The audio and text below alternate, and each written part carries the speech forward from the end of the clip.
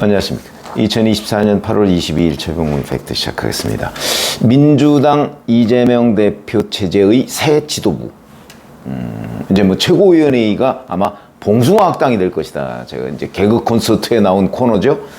그런 말씀을 드린 적이 있는데, 그게 왜 봉숭아학당이냐? 결국은 그 안에서 자기들의 뭐 상상력 내지는 뭐 국민들을 향한 뭐 무슨 선전선동 뭐 이런 것들을 이제 막 쏟아내가는 아마 그런 기능을 할 가능성이 대단히 높고, 왜 그러냐면 지금 10월 위기설 뭐 이렇게 나오고 있지 않습니까? 이재명 대표가 10월에 사법 리스크가 2개가 있는데, 자, 이런 부분을 방어를 하려면 결국은 뭔가 뭐 음모론 같은 걸 자꾸 퍼뜨리는 수밖에 없는 것 아닌가.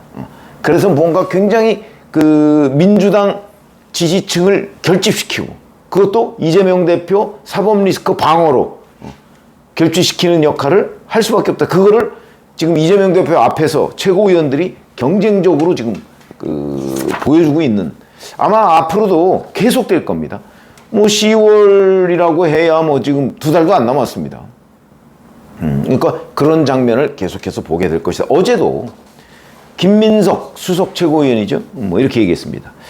뭐 윤석열 정권의 뭐 최근 움직임 뭐 이런 거를 비판해 가면서 차지철 스타일의 야당 입틀막 국방부 장관으로의 갑작스러운 교체와 대통령의 뜬금없는 반국가 세력 발언으로 이어지는 최근 정권 흐름의 핵심은 국지전과 북풍 조성을 염두에 둔 계엄령 준비작전이라는 것이 저희 근거 있는 확신이다, 이렇게 주장을 했고요. 탄핵 국면에 대비한 계엄령 빌드업 불장단을 포기하기 바란다. 꿈도 꾸지 말라. 계엄령 준비 시도를 반드시 무산시키겠다, 이렇게 주장을 했습니다. 그야말로 난데없는 계엄령 얘기입니다. 며칠 전에 그 민주당 전당대회 이제 마지막 날이죠. 18일. 거기서 김병주 최고위원, 그 당시엔 후보였죠. 이렇게 얘기했습니다. 윤석열 정권을 탄핵하려면 어떻게 되겠냐? 입틀막 경호처장 김용현을 국방부 장관에 임명했다. 윤 정권은 박근혜 탄핵 때처럼 험하게 내려오지 않을 것이다. 이 정권은 무도해서 군을 동원해서 여러 가지 비상사태를 할지 모른다. 그걸 막아낼 사람은 김병주다. 자, 이렇게 얘기했습니다. 그러니까 김병주라는 사람은 사성장군 출신입니다. 군 출신이죠. 그러니까 이제 계엄령 얘기를 이렇게 하고, 김민석은 뭐 군 출신이 아니죠. 학생운동권 출신인데 또 계엄령 얘기를 합니다. 그러면 우리가 금방 떠오르는 게 뭐죠? 문재인 정부 때 한참 수사하고 난리법석을 펼쳤던 기무사 계엄령 문건. 그때 이제 그 친민주당 계열의 평론가들 나와서 이게 말이 되냐, 계엄령 어쩌고 뭐 이런 이제 공격을 해댔습니다. 저는 뭐라고 그랬냐면, 이게 뭐냐면 촛불 집회 때 이제 계엄령을 검토를 했다는 거거든요.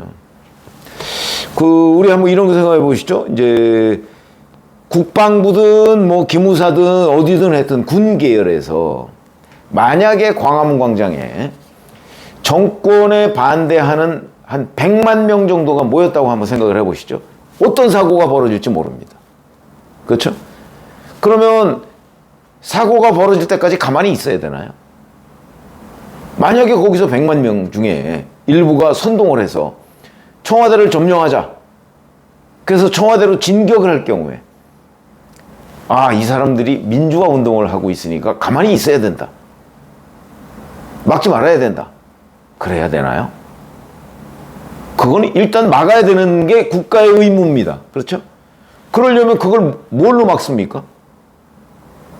경찰력으로 막아보다가 안 되면 군을 동원해서라도 일단 막아야 됩니다. 청와대가 점령당하는 사태는. 그래야 되는 거 아닌가요? 그러면 이제 그걸 막을 방법을 검토는 해놔야 되는 거죠. 실행은 뭐 나중에 뭐 결단에 의해서 뭐 하든 말든 그런 것 아닌가요? 근데 그게 마치 금방이라도 계엄령을 할 것처럼. 그래서 제가 계엄령 노이로제 얘기를 하는 겁니다. 그러니까 당연히 검토를 했어야 될 문건이죠. 그 후에 실제 다 고발하고 수사하고 이래서 어떻게 됐습니까? 다 무죄 나왔습니다. 거기서 유죄받은 사람은 없습니다. 기무사 계엄령 문건에 호들갑만 떨었지. 자, 예를 들어서 이런 거 한번 보시죠. 북한이 전쟁을 준비하는 구체적인 움직임이 있었다고 치죠. 그러면 우리 정부에서는 어떻게 해야 되죠? 그 전쟁에 대비해서 훈련도 해야 되고 시나리오를 점검해야죠. 자, 그런 문건이 나왔다고 해서 그러면 윤석열 정부가 한반도 전쟁을 기획했다. 그렇게 얘기할 수 있나요? 북한의 움직임이 심상치 않으니까 윤석열 정부에서는 그에 대비한 훈련이나 기획을 해야 되는 겁니다. 당연한 의무죠. 우리 국가를 지키기 위해서. 그런 거 똑같은 겁니다. 지금이라도 만약에 광화문광장이 아니라 예를 들어서 용산 대통령실 근처에서 100만 명이 넘는 정권 집회가 만약에 기획이 된다고 얘기를 하면 국방부든 경찰이든 어디든 저게 만약에 유사시에 어떤 일이 벌어질지 모르니까 그걸 막을 대책을 연구해야 됩니다. 그건 당연한 거죠.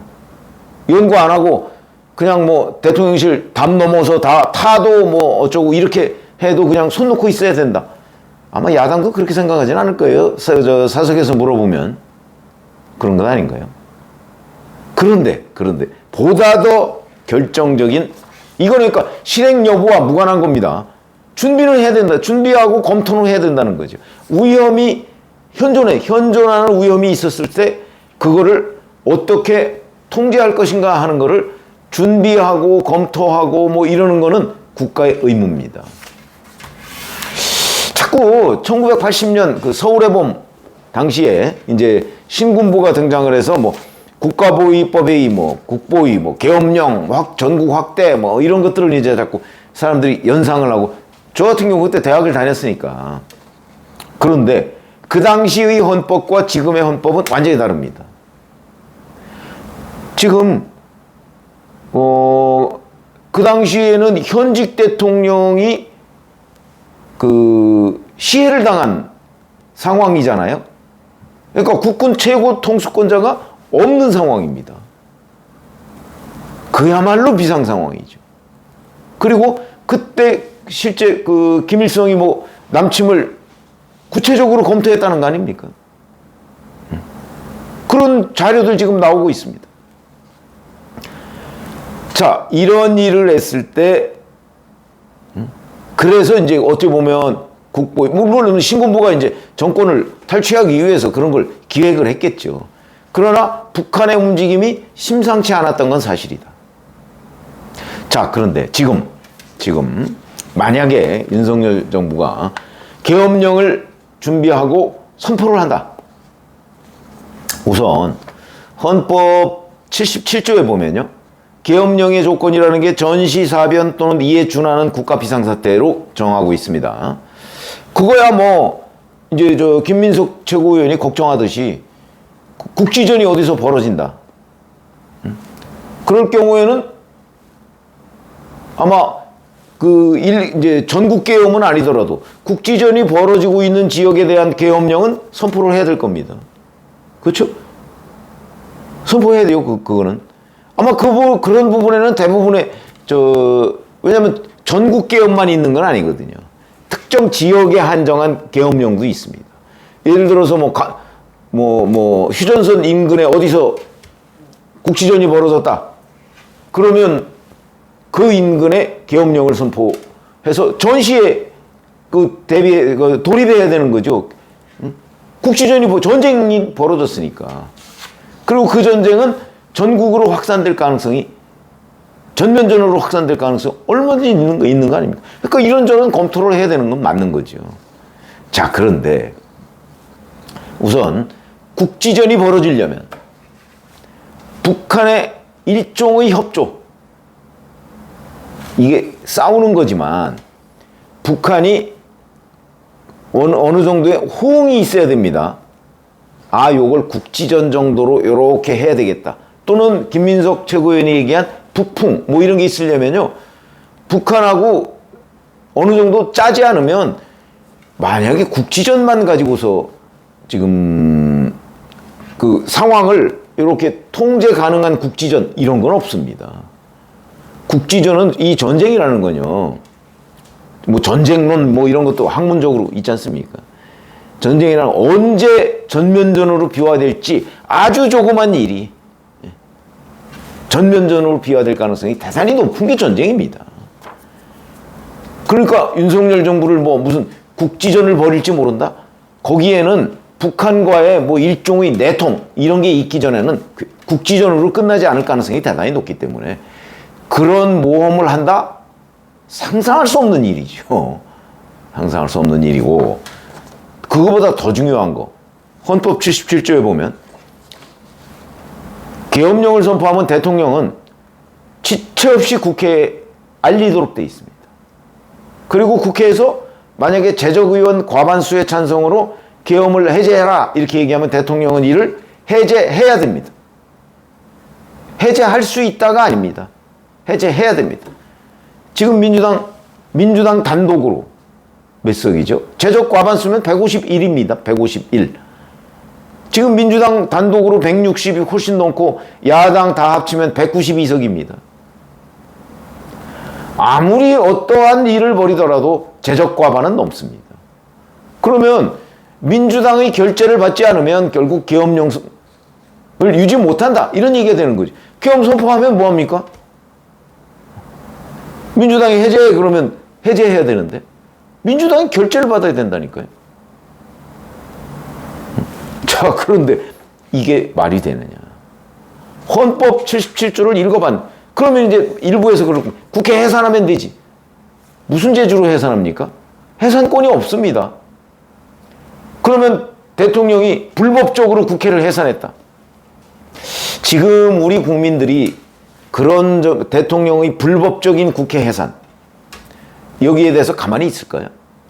아마 그 상황이 되면요 대통령 자리가 위험할 겁니다. 불법적으로 권한도 없는데 국회를 해산했다? 해산이 되지가 않지요. 그러면 우리나라 군부는 무조건 따르나요? 국군 통수권자가 저 불법적인 지시를 하는데 군인이 따르나요? 아마 안 따르는 군인 나올 거요. 외국에 왜 쿠데타 같은 거 보면은 군이 총구를 거꾸로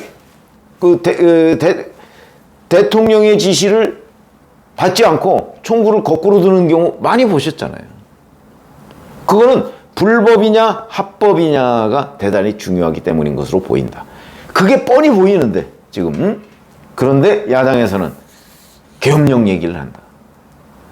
문재인 정부 때 그 기무사 계엄 문건 가지고 어찌 보면 헛발질을 했던 사람들이 이제 지금은 아무런 근거도 없고 민주당의 결재를 받지 않으면 안 되는 현행 헌법 시스템 하에서 자기네들이 지금 거의 3분의 2에 육박하는 재적 과반수는 물론이고 3분의 2에 육박하는 의석을 가진 그 정당에서 걸핏하면 계엄령 얘기를 한다.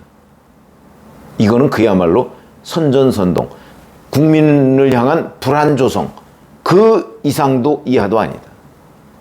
계엄령 선포 못하면 선포해봤자 바로 다음날 해제될 텐데요.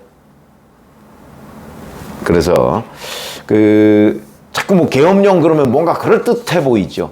아마 그런 그 심리를 이용해서 또는 민주당의 이재명 사법 리스크가 가시화되니까 아마 그를 앞두고 뭔가 결집을 위해서 계속 윤석열 정권의 계엄령 선포 뭐 가능성 이런 걸로 자꾸 경보음을 내는 걸로 보이는데 그래도 가능한 걸 가지고 경보음을 내야 되는 거죠. 가능하지 않은 걸 가지고 지금 자꾸 주장을 하는 겁니다. 뭐 선전선동죄 이런 게 있는 건 아니지만 이 부분에 대해서 적어도 우리 여러 가지 국가 이슈에 대한 결정권은 결국 어찌 보면 중도층이 가지고 있는 거죠. 중도층이 정확하게 정말 지금은 계엄령을 선포할 수 있는 어떤 조건이나 이런 게 되느냐 안 되느냐 그리고 계엄령을 선포할 수 있느냐 없느냐 이런 부분에 대한 정확한 정보를 알고 계셔야 한다 하는 차원에서 말씀을 드렸습니다. 고맙습니다.